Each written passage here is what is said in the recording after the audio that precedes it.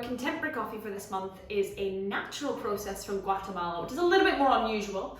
It's from Los Aguacatones, which is a farm owned by the Morales family, and it's from the Huehue region of Guatemala. So Huehue, or Huehuetenango, which is its full name, is quite a high altitude location. It's over 2,000 meters above sea level, and it's traditionally been quite isolated and quite hard to access. So it's really nice that we have some coffee from that region here. So this year with the 2021 harvest, there's actually been a few struggles in the region. So there was a lot of heavy rainfall, which meant that a lot of farmers lost a big chunk of their crop. There was also a labour shortage during the picking season as well.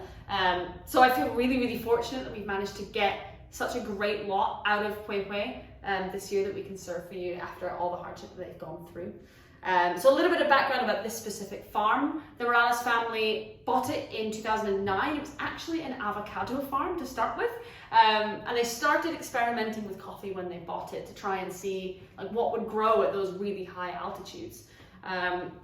They experimented and they sort of focused on like soil health and planting different varieties, and then they placed top 10 in the internal cup of excellence in Guatemala. So they were clearly doing something right, and so they just kept going from there, and now we have this beautiful coffee in our cups right now.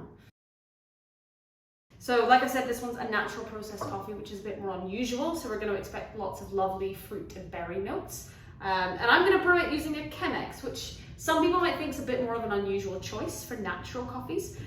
For those who don't know, Chemexes are known for sort of their lighter bodies and highlighting sort of lighter florals and complexity like that. But I've been really enjoying brewing natural coffees in a Chemex. I find it strips back the rich body you'd normally expect from a natural, and you can really, really taste the fruitiness of it. So that's what we're going to do with this coffee today. So when you're brewing a Chemex, the brewing time will take a little bit longer than your typical V60 or something like that. So I expect 3.5 to 4 minutes. That does mean that as your brew is brewing, it's going to lose more heat than a V60 would. So I'm going to use some nice hot water. I'm going to make sure the brewer is really well preheated and my filter is really well rinsed. Make sure that when you use the filter, you're using the side with 3 flaps of paper are going towards the pouring spout. This is so that the filter doesn't stick into the pouring spout and create an airlock, which will choke your brew. So that is to keep that there. So I'm using about 96-degree water. I'm going to do a bloom and 2 pulse pours. This coffee is really, really fresh, so I'm going to make sure I swirl my bloom really well. I want to saturate every grind of coffee to make sure that any CO2 that's been produced in the roasting process can degas, and so that won't interrupt the extraction of all the delicious flavors later on in the brewing process. You'll probably see it bubbling up like a little volcano. That's a good sign because it's a sign of fresh coffee, but we want to get rid of as much of that as possible before we keep brewing.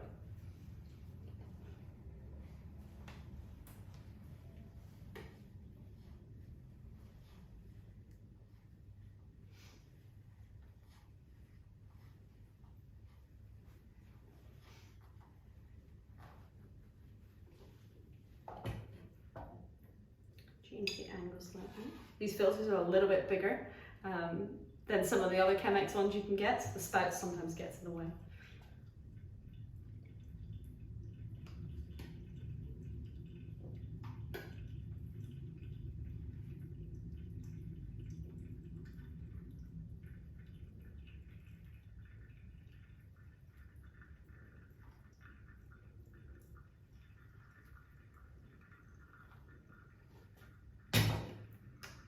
So the last thing I'm going to do, you can either take your spoon and give it a nice stir.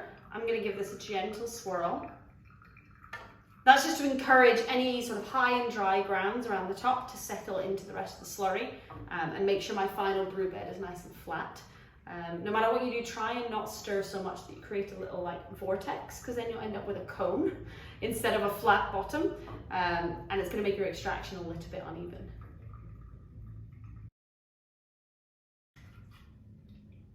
So now my brew is done.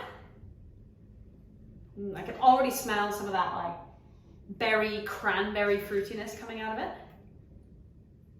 I'm going to decant it.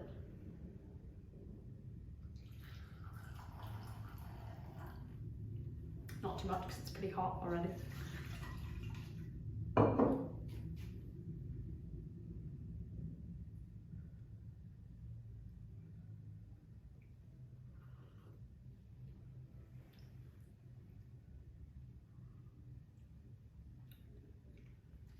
So what's lovely about brewing a natural in the Chemex is that it's totally stripped back the heavier sort of body that you'd normally get with something like a Kalita or a French press or an AeroPress.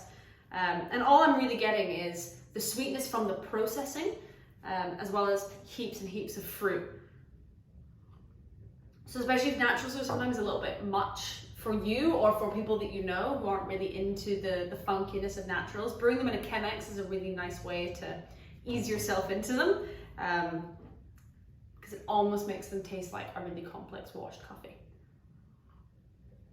So I'm getting heaps of like cocoa nib, sort of cocoa-iness to it, but mostly like berries and plums, cranberry juice. Really, really sweet. Yeah, this coffee is really, really complex and delicious. Natural Guatemalans are some of my favorite coffees that come out of Guatemala. They just have so much complex fruitiness, and I really hope you guys enjoy this one.